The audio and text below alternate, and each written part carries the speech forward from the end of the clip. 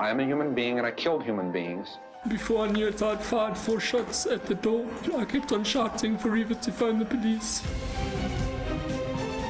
Tests are underway to determine if a serial killer is on the loose in Centurion, Pretoria.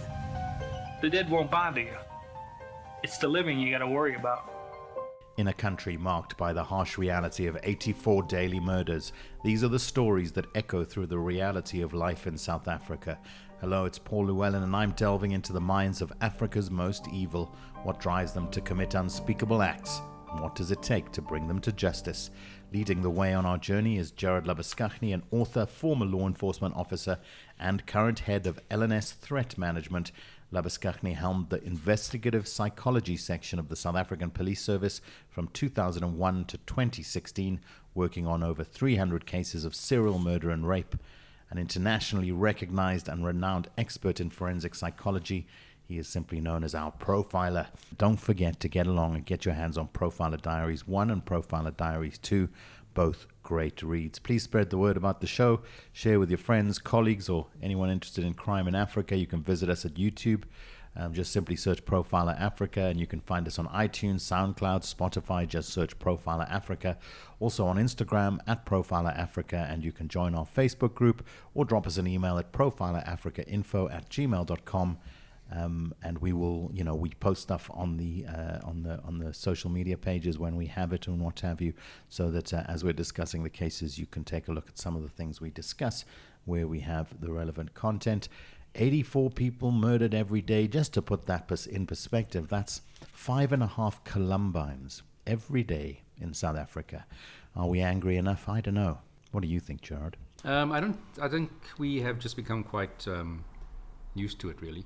It's crazy. Yeah. And also I think a sense of like, how can this change and what's going to change it? So more than a Sharpeville every day.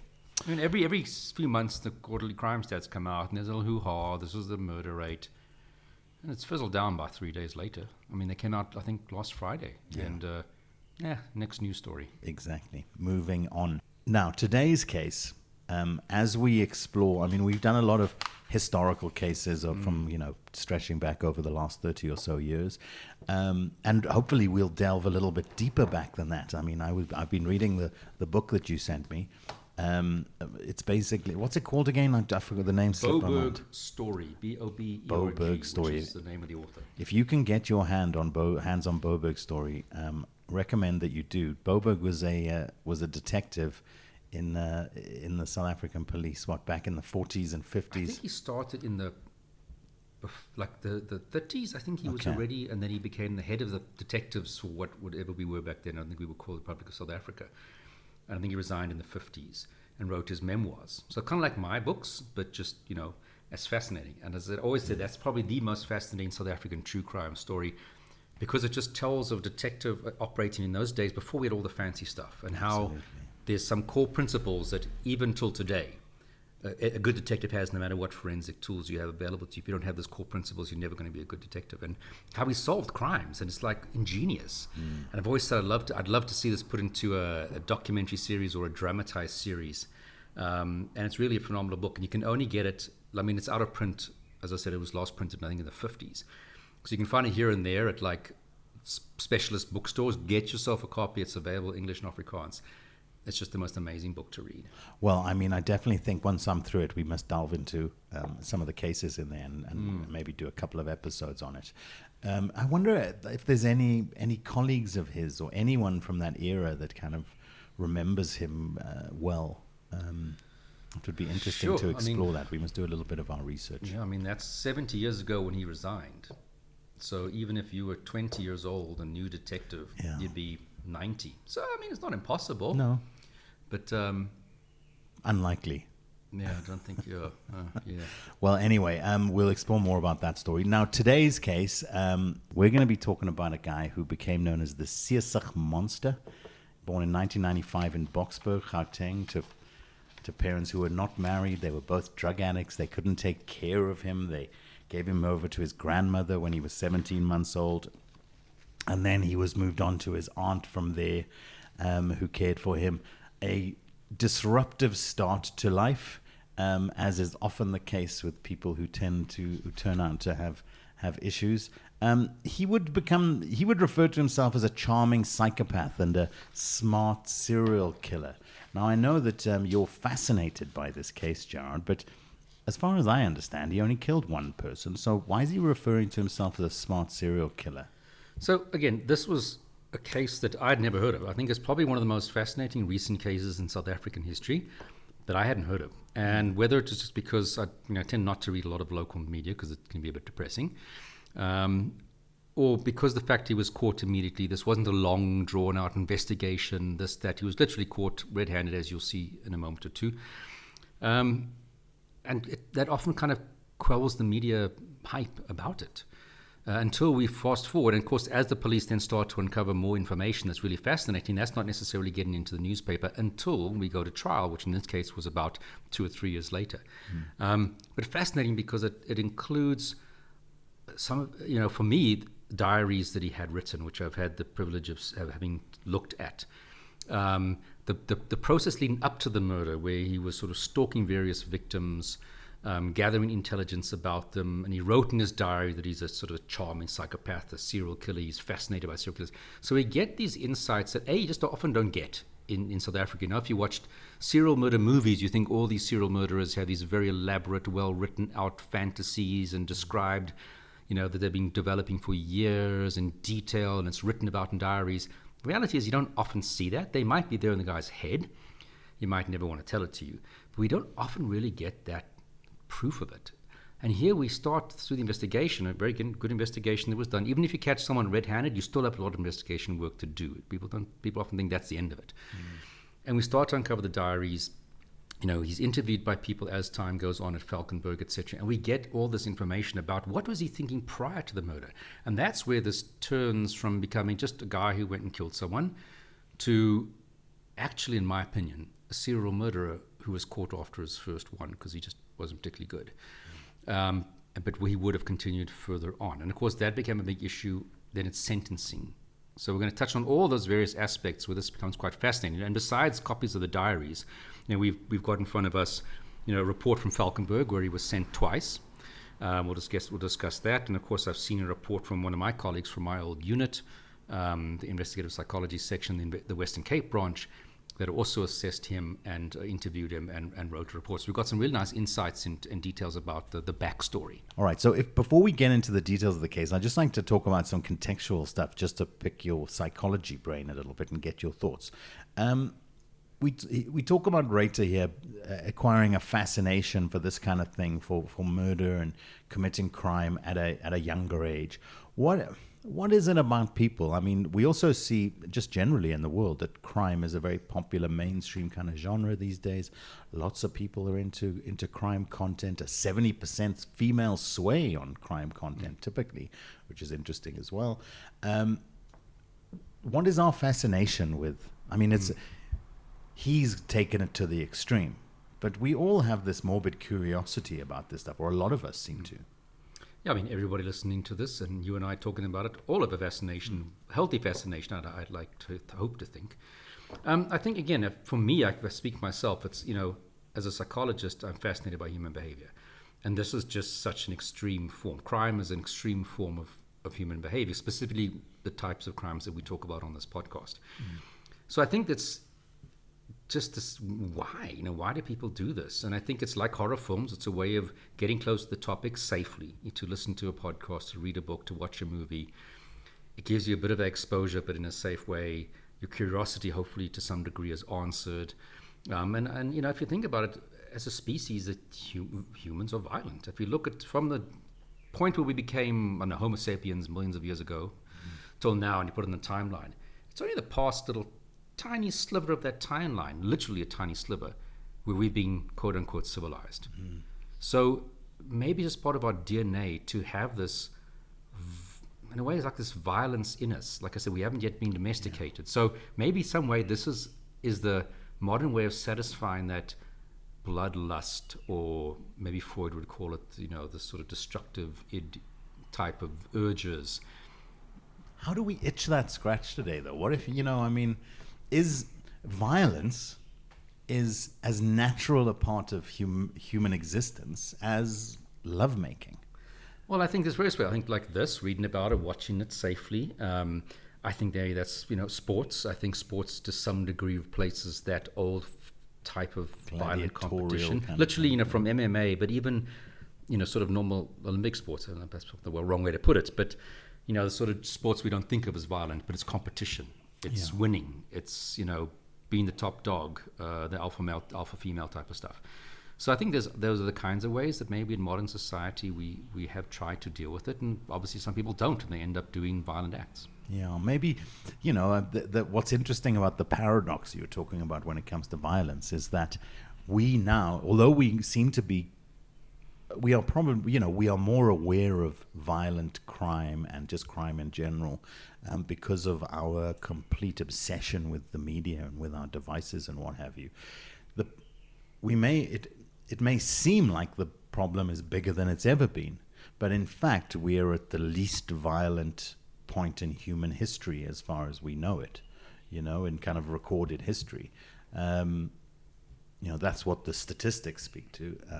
So although we seem to be confronted by the reality of crime a lot more, we're actually living in a safer society than human beings have ever lived in. Yeah, and I mean, I think what we're seeing in our own country, I think, maybe is not also, in South Africa. Is when those social controls aren't working properly, I do think that contributes to more violence. I mean, we don't, sad to say it, have great policing anymore in South Africa. There's bits and pieces here and there, good detectives, pockets of excellence. You're going to hit birds and cars, people. If we don't do that, we don't include them, you're going to never get. No, we this like the podcast. lurries. It just to kind of really South Africanizes. The hardy dog should kick in soon. Yeah. And I think if the social mechanisms and structures start to sort of crumble, like we are seeing in many examples here in South Africa, then I think it just allows stuff to happen that if you had very good policing, very ordered society, people would kind of fall back in line in a way naturally. But the minute that starts to fall apart, I think those inner ways of behaving where we start to not follow all the laws, whether it's the laws of driving the car to paying the taxes to this, just kind of like become guidelines which people don't have to abide by. So maybe I'm going to make the case for like maybe a monthly beheading, public beheading on CNN or something. So we can all get a kind of slake our thirst a little bit on that stuff, if you need to. What I'm interested to understand as we discuss Ruiter here is how you differentiate between somebody who's consciously deciding, and whether this is the case with him or not, we'll discover. But someone who's consciously deciding to, I'm going to be a killer. I like the idea of killing, and somebody who's driven by just an innate urge. Do you differentiate there? Do you see because one seems like, I want to be a serial killer for the likes. The other one feels a bit more like, this is how the Lord made me.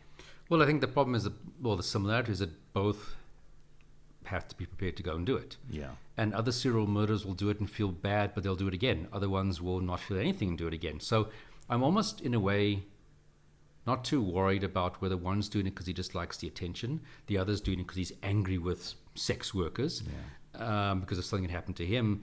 It's almost, in a way, well, you're all going to be serial murderers. You might just be different kinds of serial murderers with different pathologies. The one might be a psychopath, other one might not be a psychopath. One might be a sadist, one might not be a sadist. But you meet that base rate criteria of two separate murders, you start to land in that category of serial, then what subtype you are is, of course, a different story. The hitman who just gets paid to do it, the person like Moses Atoli who gets those urges to get revenge, or anything in between. This is something I love kind of about the podcast and revealing the reality of the fact that serial killer is a very broad term, isn't it? It's not, maybe we kind of narrow it down to a certain set of typical criteria, like the kind of guy that's, the Ted Bundy type character traits, or the Ed Geins, or that kind of stuff, guys who are sexual sadists and that, the really sick ones that kind of get a lot of mainstream attention, sick in inverted commas. But yeah, so it's interesting to understand all the nuance that kind of lies beneath the moniker serial killer. Let's jump back into the story. Yes. So Kyle. Kyle. Essentially, it kicks off, and like I said, it was a very short murder to arrest process in this instance, thankfully. So, but essentially, we have sort of towards the middle, in about the 19th of, I think 19th or 21st of August, 2019. Essentially, our suspect in this case, Kyle Ruiters, who I think was about 24 at the time, I think, if I'm not mistaken, essentially is caught in his neighbor, and I say neighbor in the sense she stayed in the floor of the block of flats above him, in her flat, caught kind of literally with like the rubber gloves on and cleaning up blood when the victim's co-workers and friends realized she didn't come to work and they're very worried about her. And so he's literally caught red-handed because there's blood on his hands, and arrested at the scene. Which would tend to alleviate his need for the use of the term smart serial killer, because I think in the serial killer guidebook, high on the list is don't kill the person above you in your block of flats as your first victim. So again, he tries to explain it away, saying she hired him to clean up the block of flats, her flat for her. They're not buying any of that, etc. So in that sense, it's quick from crime to, I think that was the next day after the incident. So what kind of happened in that instance is that he kind of had been, and this is what we kind of find out later, he'd actually been looking for stalking in the sense of getting information, Google searches, Facebook social media searches, a number of victims, ladies, all of them ladies, gathering information about their movements, where they stay, etc., to target. One of those ladies, of course, was Lynette Volschenk, who lived above him in the block of flats. And essentially what he originally said his motivation was is that he owed some guy, some drug dealer, 30,000 Rand, and he needed to pay him back this money, so he planned to kill someone and rob them, take their valuable items, and then he would be able to pay off his drug debt. He was a drug user. I mean, this is a relevant point to understand his psyche. And Mandrax and Dacha, etc. around that. Struggled to hold down jobs. He'd had a couple. He worked at the CUM bookstore in Tiger Valley. He couldn't hold that job down. So he was trying, but clearly battling the disease of addiction. Yeah, and we can get into sort of more details about his history if, also. Yes. So essentially, 4 o'clock that afternoon, she comes home to her place. She's carrying grocery bags, and he kind of almost watches her, and then as she goes into her flat, he kind of then just basically follows her in and then confronts her, overwhelms her, grabs a knife that was on the kitchen counter, and then just starts to stab her in the neck and in her body. So interesting, he didn't take a knife with him. He opportunistically took a knife from the scene. That's not so smart. So in one sense, he'd been planning this, thought about it. He knows he's going to kill the person, but didn't bring the weapon with him. The act itself is extremely impulsive. It's almost like, hang on a minute. And you'll see as we go through the next few steps where again, he's like, does stuff, but he wasn't prepared for what he was going to do. So a mixture of planning, but not actually planning very properly, which is kind of interesting. Yeah, I mean, it sounds like a lot of his attention is focused on just identifying a victim as opposed to, okay, what am I going to, and I know who I'd like to kill, what am I going to do when I get into that situation?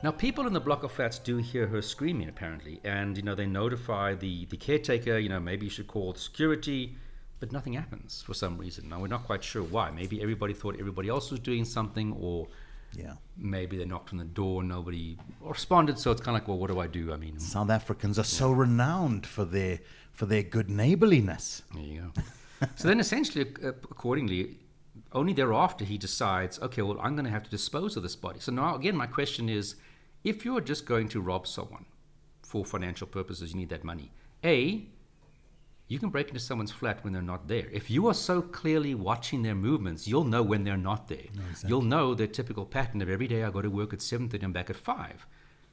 You know, so there's no other conclusion I can draw than he wanted to actually kill someone. I even wonder whether this 30,000 Rand was just not him giving some kind of excuse that doesn't make him look like a complete psycho killer, to use that terminology. And they'll often do that, try and soften it in some way. You know, oh, the victim was mean to me or rude to me. You know, kind of like make it sound like there's some reason why, you know, he might have gotten into that situation. So I always question even the 30,000 Rand drug debt, because there's so many ways you can rob people or burgle a place without even there being a victim present.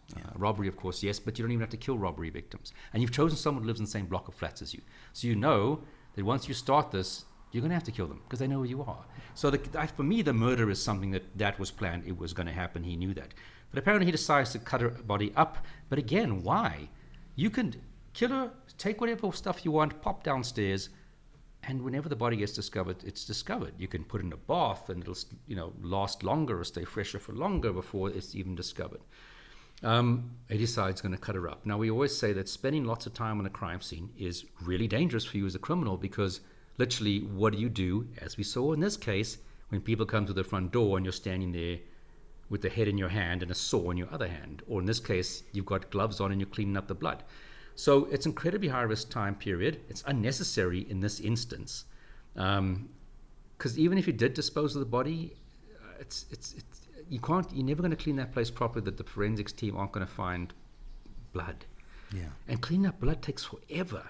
And cutting up a body takes forever. Yeah. And then having to dispose it piece by piece takes forever. I mean, he actually stopped because he realized that the handsaw he had was inadequate. Yeah. And he Googled the trading hours of a local hardware store and then left to go and buy a more suitable implement for so again and came back the next day. A lot of continued. planning on who he's looking at, but not thinking about, I mean, you know, you could have pre-Googled the best saw for sawing up a human body. Exactly.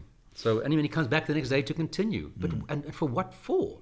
So it's really like I can't come to any other conclusion that he wanted to do this. Yeah. It was so important for him to spend hours doing this, coming back the next day and continuing, because he wanted to. Not he didn't have to do it. And again, we always look at a crime scene as what was necessary and what was extra. Yeah. So if you want to go and rob someone or steal money, you don't have to go there when there's a victim there. You don't have to kill the person. You don't have to choose one that's above in the flat above you where the person knows you. You could have done that in multiple ways to get money that wouldn't have put you in that position where you have to kill someone. There was no sexual component here? Well, again, it's difficult to say. He disposed of some of the body parts, of course, outside.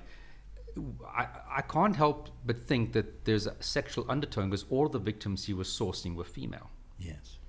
Why would that be necessary? Yes. Unless you think, well, they're weaker, I said in inverted commas, so I can overwhelm them. Well, yes, but again, you don't have to even have a victim because you can check when they're not home. Yeah. It doesn't matter whether it's Arnold Schwarzenegger's house, as long as he's not there, it's not a problem. And if you look then at his diaries, you start to see that he definitely had issues about his sexual prowess and being seen as this ladies' man. So again, I can't help but think there was some underlying sexual maybe issue. Some intent to commit a sexual attack initially, but couldn't control the scenario. I mean, again, he's not very prepared he doesn't seem to have thought through a lot kind of what to anticipate once the attack begins. So we have them the next day. When Lynette doesn't arrive at work, her colleagues come and her sister decide to come look for her to check if she's all right. They arrive at the flats and literally they find Kyle with yellow gloves on, busy cleaning up blood in the passage near her front door. And like, what are you doing here? And they call the cops. Sure. So, like I say, he's arrested literally in the flat, blood on his hands. And that's, as I said, when they find parts of her body inside the flat. They found some of her possessions in his flat. So he lived with his aunt, who originally for many years he thought was his mom. And until I think about the age of 18 or 19, he later discovered she actually wasn't his mom. So he kept stuff. I mean, the stuff that they had found, a green scale, keys to a flat, 2 medicine bottles, a cooler box.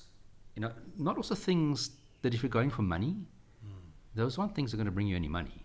So again, this trophy, souvenir kind of stuff, etc. Was he intoxicated at the time? I would imagine. It wouldn't surprise me if he was. Not that caused him to do this, but that perhaps gives him the Dutch courage to be able to do something like this. So a lot of pointless items. He didn't get his 30,000 really, etc. from this whole robbery. We also then find the investigating officer coming on the scene. So Warrant Officer Sean Johnson. This apparently was his last case before retirement, I think, or just the court case was the last case that he went to court for his retirement. Initially, Kyle doesn't really want to say anything. But again, now I don't know if Janssen had ever been on our training course in SAPS. I mean, we had quite a few people going through our course. And of course, I've been out the police for many years, and he might have had the training. But he just seemed to be the right kind of guy, because he seemed to have approached Kyle in a certain way that eventually got Kyle to sort of, tell him what happened and open up to him. So again, the right kind of detective with the right mindset. Some people have that naturally, other people don't, and we have to teach them on our training course. And that's my lovely little dog that you're hearing barking in the background. We record the podcast at Gerard's petting zoo at his home. So they start to find things in his house, books about serial murder. And the more and more I listen to this case, the more and more I think of the Welkom killers. They had books about serial murder. They'd thought about this, written about it, documented it to some degree beforehand, chopped up the body like there's the Welkom crowd, etc. So this, in a way, almost is quite a big parallel to some degrees to the Welkom stuff. That would be the murder of Michael van Eck. Yes. Then they start to find out that he has these diaries where he's been stalking multiple ladies on social media and otherwise, their movements, etc. 17 other names of women, apparently that he also was on a murder list of his, according to the research. He kind of describes himself, I think in his diary, as the charming psychopath, and I'm a clever serial murderer. So he was viewing himself as a serial. So that's why I start to say we have one murder, but this person actually, we need to look at him and in terms of his risk. And this is also what I testified at the Welkom cases. His risk is that of a serial murderer. Yeah. He was caught after the first one, but we can't say, oh, well, he's only got one, he's not a serial. Because what you see leading up to it, what was discovered afterwards, but was in the preceding time leading up to the murder, this guy should be dealt with, and his risk profile should be that of a serial murderer. Would you be less concerned if you kind of spent time with this guy and ended up considering that, he's intellectualizing killing someone as opposed to kind of fulfilling an innate urge? Is there maybe does he do it and realize, this is too much trouble, I'm not going to bother anymore, and therefore become less of a risk in the future, maybe? How would we ever know? Because it's not like he's got to do it because he needs to. The thing is, he has done it. So he's already placed himself in a category of, we know what he is capable of doing. So even he tells you, it wasn't as great as I thought, I'm not going to do it again. I just don't think we can take that as some kind of, okay. I agree in the context of the legal system. I'm just asking just in your opinion, and to how fixable he is. Well, that's a good relevant question, because that also touches on his risk. And as we'll see in a moment, he was assessed at Valkenburg prior to the trial, and they found some very important things that would definitely affect his risk profile. Okay. Let's get there then. What he's done essentially is created this story of himself, this fantasy of himself as a serial killer. And it feels like he's then, in order to bring that fantasy in reality, he's now acted upon this narrative that he's created about himself and in relation to himself, and he's now acted upon that in order to solidify this idea that he has. Yeah, moving from fantasy to reality. So let's look at the stuff I have some choice quotes that I got from his diary. Great.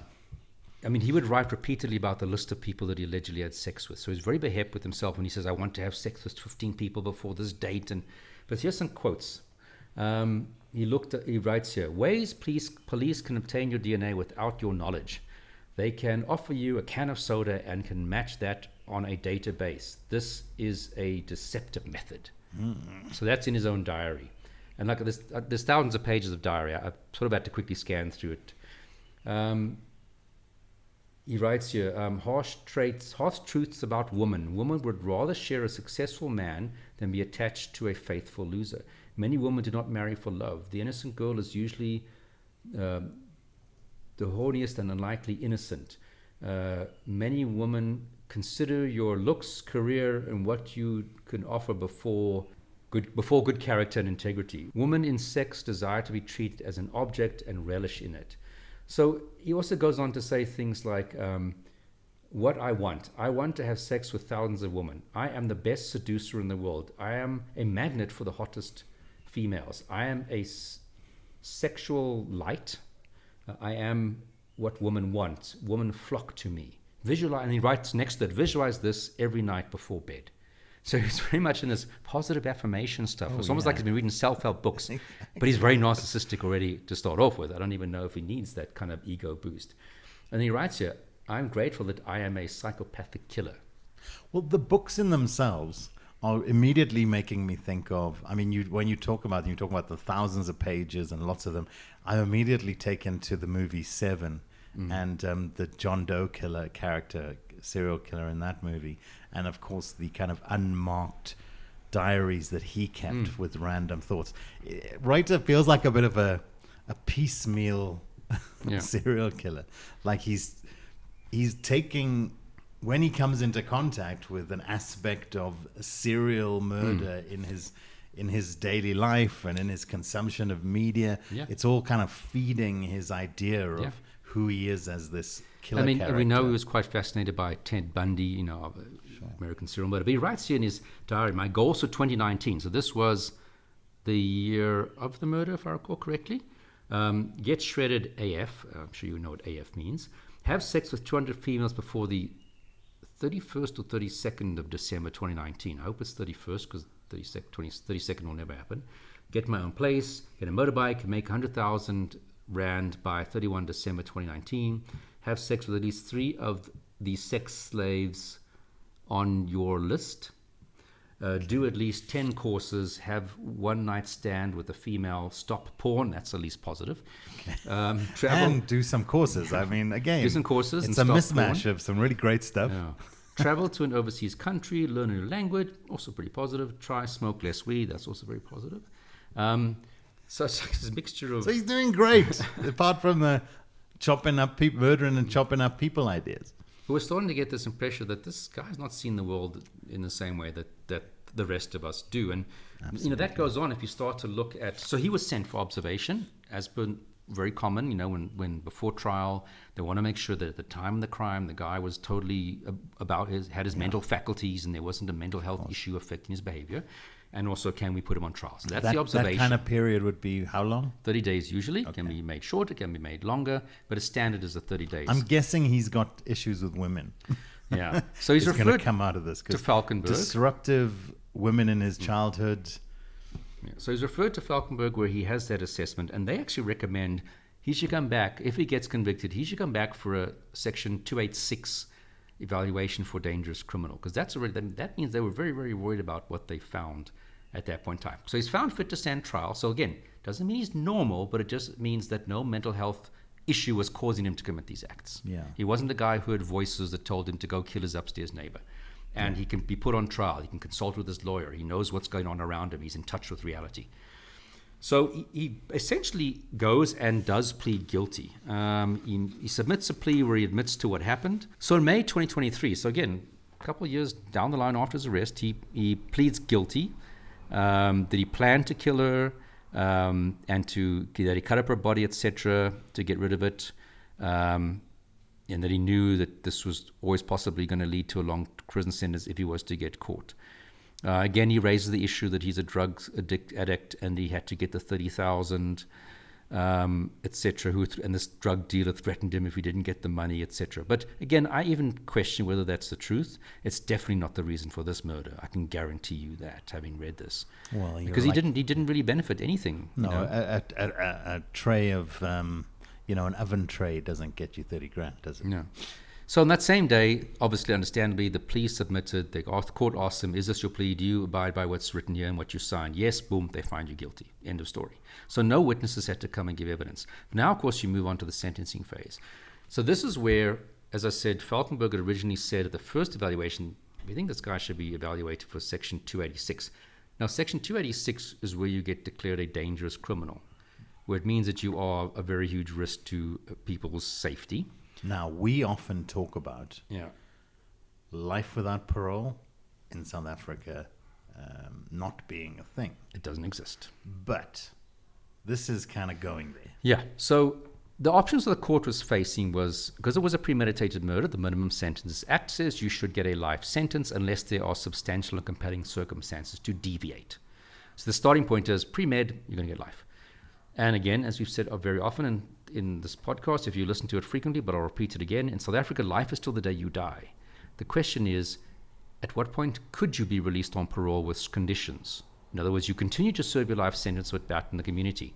So nowadays, when you get a life sentence, that point at which you can be considered for parole, not necessarily granted, it's not a right, it's a privilege, is 25 years down the line. We call that your minimum detention period, 25 years. That point, you will start to have parole hearings. If you don't get it, you have to wait for your next parole hearing. If you don't get it, you have to wait for your next one. And if eventually you do get parole, you'll be released in the community with very strict, hopefully, conditions, and you will be monitored. And if you bugger up, they pull you back in to continue serving the remainder of your sentence back in prison until you get parole again. So that's the one option. And almost everybody will get parole on a life sentence. So there's no such thing. It's unconstitutional to have life without parole. Another option, which you don't often see people do, is a Section 286 referral, if I recall correctly, which is dangerous criminal, which basically means that you assess 286A of the Criminal Procedure Act. So essentially, you want to prove to the court this person is a huge danger to other people. You have to get sent back for evaluation by psychiatrists and psychologists who come back and say, these are the reasons why we think you do qualify. The court considers that, and if the court agrees with it, what the court then does is gives you an indeterminate sentence, which means, for example, they can say, right, Gerard, we've found you're guilty of this murder. There's a 286 sort of process underway. The psychiatric report has been received.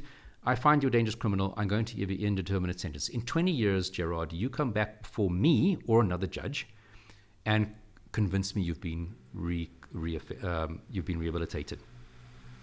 Now, this is similar to, and the reason that you brought up the Michael van Eck murder earlier is because this is a similar sentence that was handed out to the Shanae. perpetrator there, Shanae. Yeah. So essentially what would happen is, instead of you having a parole hearing by correctional services, you go back to court. And they're literally just like another sentencing process. You got to argue, and the prosecution can argue otherwise. And the judge then decides, okay, Gerard, I think you're rehabilitated. You can be released. Or no, Gerard, I don't think you are. Another 10 years. So it's in an indeterminate sentence. So you could keep someone much longer than on a life sentence in prison. And it's something that often just doesn't get used a lot by prosecutors. So that was the prosecutor's approach here, which I think was correct, the right one. So let's quickly have a look at what those psychiatrists said.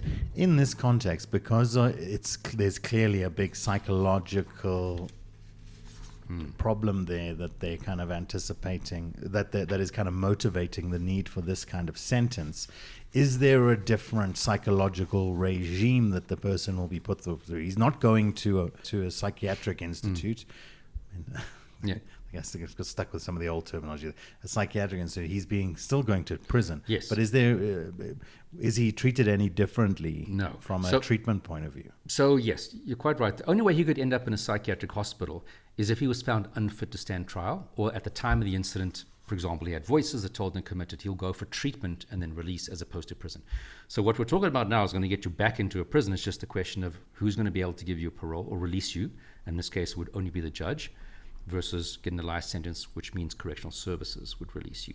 So basically what they kind of said is that... Well, a parole board of kind of some people picked up on the street on the way to the hearing. People who don't know what they're doing. Yeah. Basically, I'm reading now from the psychiatrist's report for that 286 assessment. He sometimes seems disinterested during the interviews. There are no deficits in attention and concentration. In other words, his disinterest wasn't because he has ADHD, and he had been diagnosed as having ADHD many years before. Okay. So that wasn't the reason why he's disinterested. He gave a good account of himself and his background. His speech and mood was normal. He was average intelligence, no signs or symptoms suggestive of mental illness, which already would have been confirmed at that first observation assessment. His remorse was thought to be superficial. So already we're hearing language that starts to make people think, who know what we're talking about, of an antisocial personality or stroke psychopath. And the assessment basically did find that he has antisocial personality, which is not the same as a psychopath, but just perhaps for our purposes here, it's the very same kind of thing, same spectrum of problems, and with a high recidivism score was to reoffend violently. So their recommendations was that Mr. Ruiters presents a danger to the physical and mental well-being of others and should be declared a dangerous criminal as per Section 286A of the Criminal Procedure Act. From a psychiatric point of view, he has no general remorse for the offense. There's just deceitfulness and a pervasive pattern of violating the rights of others, which is kind of like ticking the criteria for, the various diagnoses. And they, again, finalize by saying he has an antisocial personality disorder, a diagnosis which offers a poor prognosis for rehabilitation. Psychopaths and people with antisocial personality typically don't really change. They kind of fizzle out, kind of when they get to their late 50s, early 60s. They're still psychopaths, but they're not as active in wanting to pursue their interests. They want to play lawn bowls like the rest of us. And that was the recommendations, and there was two psychiatrists and clinical psychologists who signed this particular report. She said specifically that any young white women could reignite his resentment and anger. Yeah. Why would she call out white women in particular there? I'm trying to think whether probably it would be, and I don't know his list of potential victims, I think 17 people, that it might have all been white females, which you would say his victim preference profile would be for those individuals. Now, why? I mean, I don't know, etc. But now we also have a report that was done, as I said, by the investigative psychology section in the Western Cape, by the psychologist who was based there at the time, and kind of had very similar findings. I'm not going to go into all of it, but what's some interesting things that she commented on in her interview. This is now Colonel Kirsten Clark.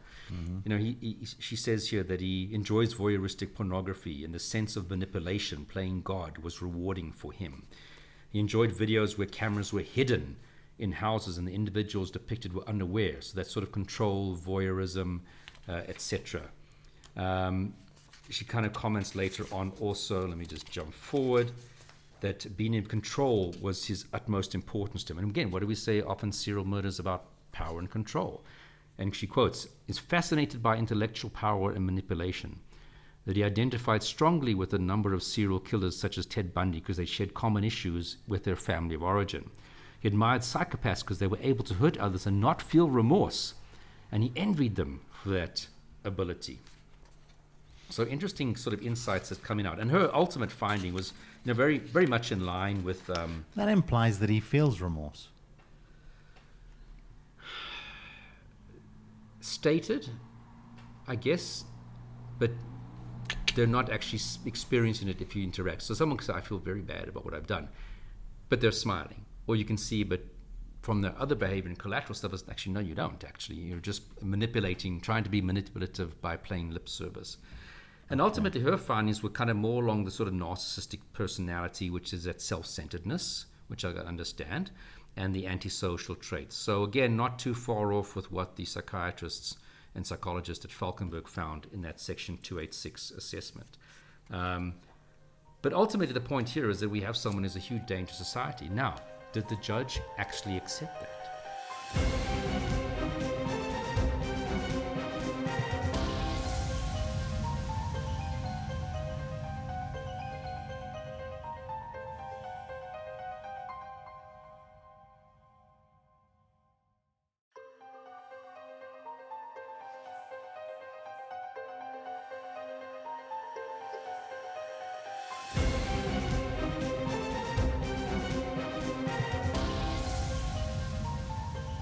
The judge didn't.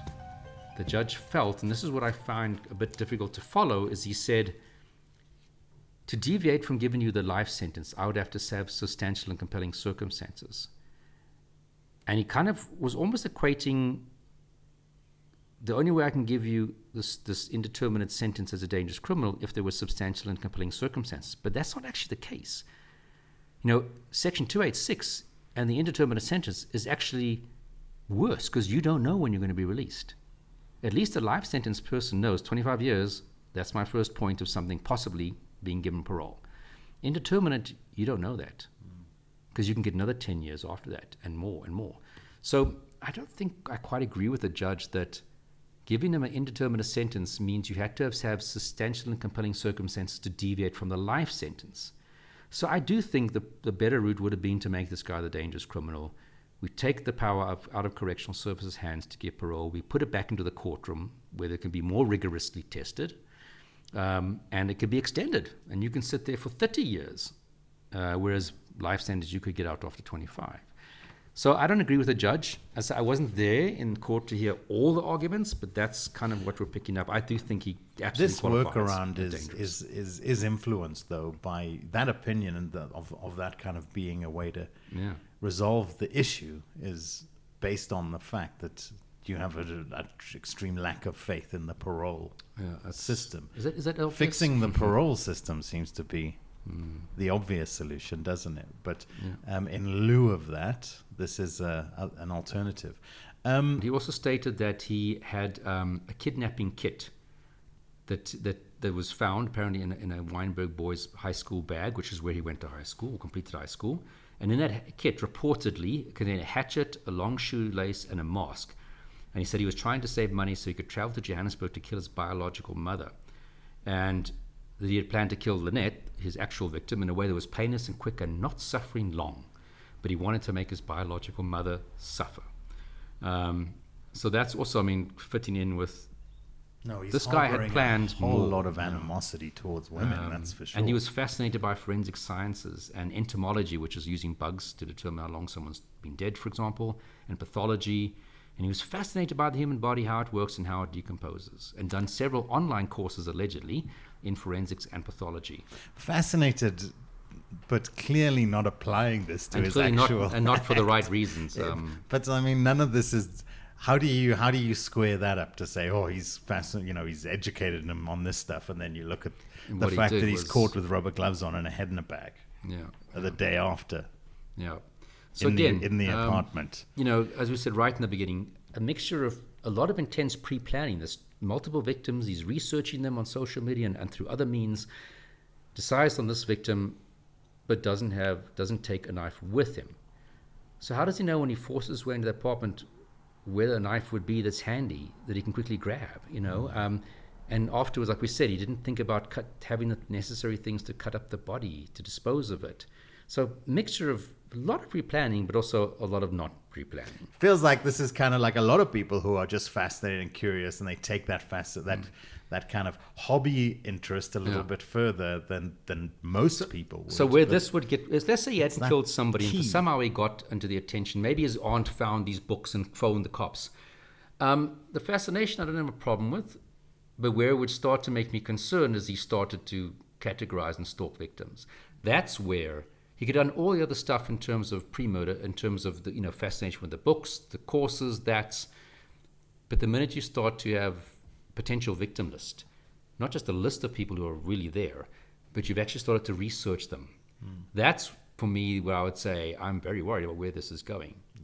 So that's when you step into a realm of, I'm actually starting to put this into possible execution of my plan, because I've started to source potential victims. But you agree that a really smart, organized killer would not go near 99% of the silly mistakes that he made along the way. I'd like to think, if you're that smart, you would not choose someone above.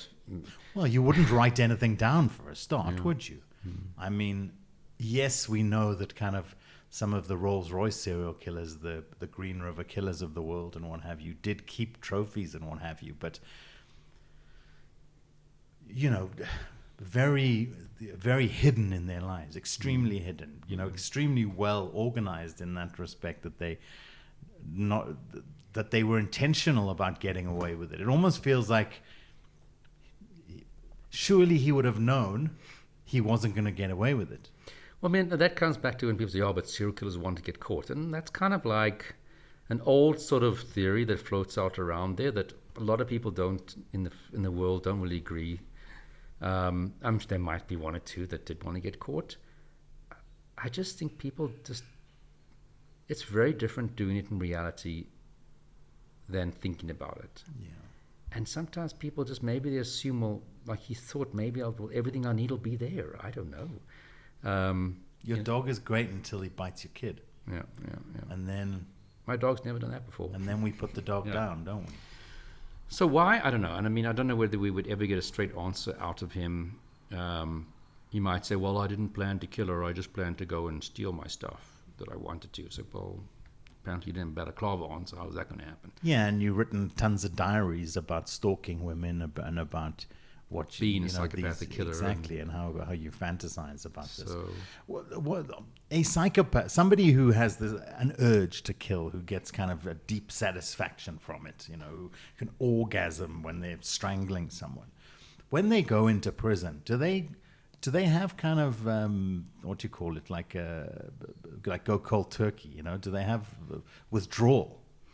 I think those thoughts and fantasies will still be there. I don't think there's any reason what's changed that they would not suddenly be there.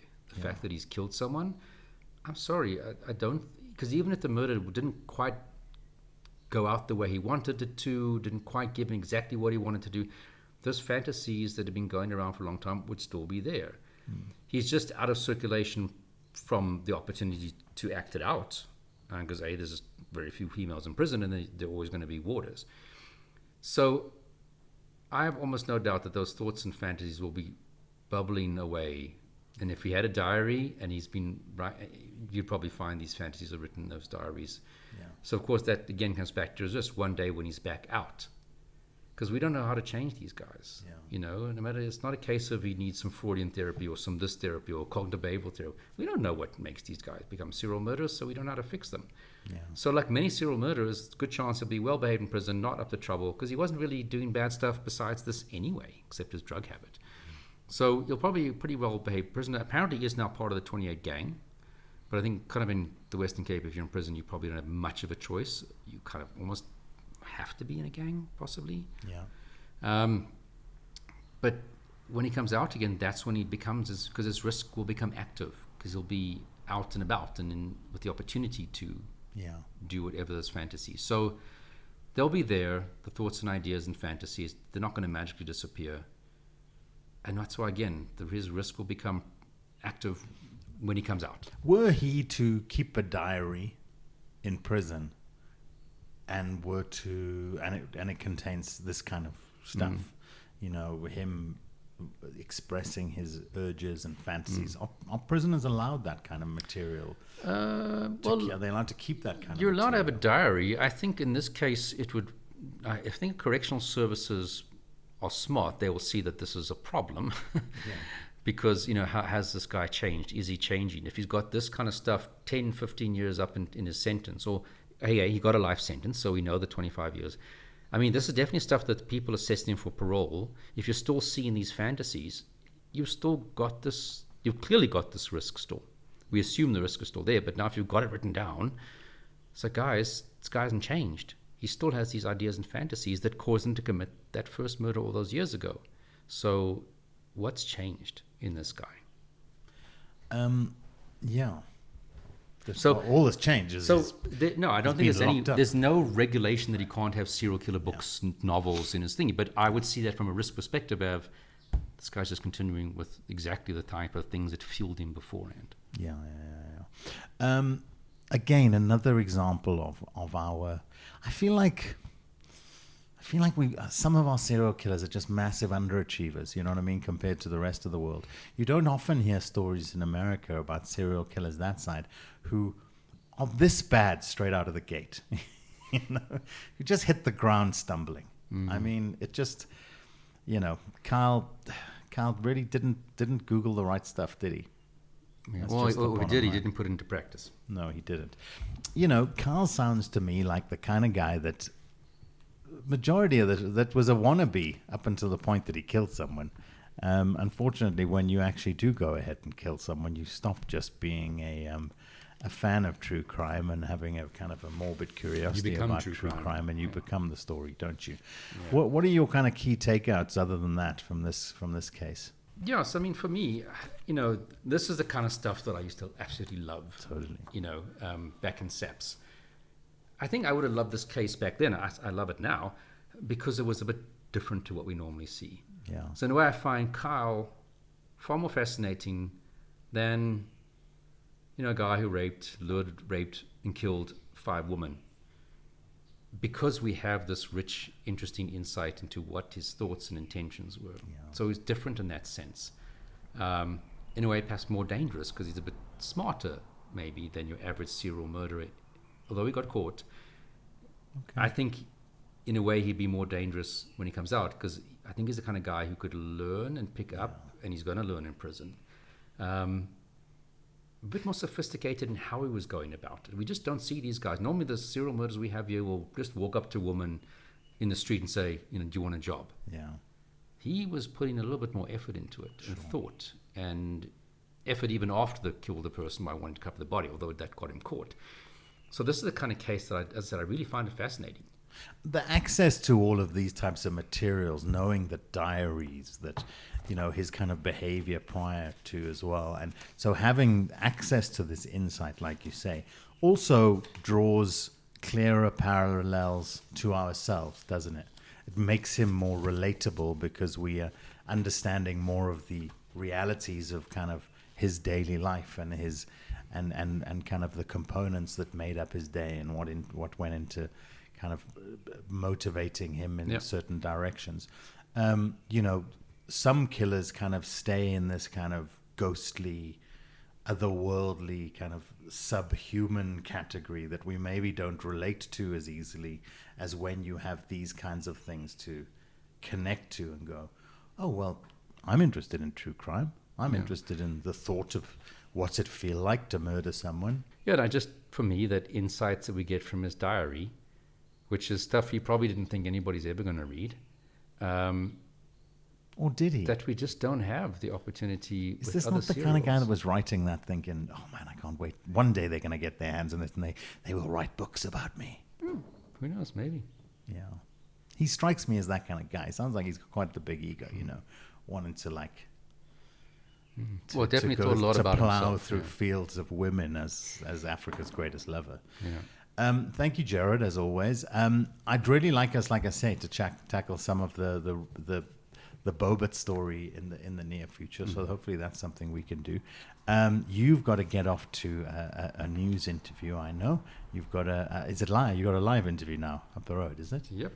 Okay. Well, you get off to do that. Then thanks you so much, Jared, for spending some time with us again. Any final thoughts?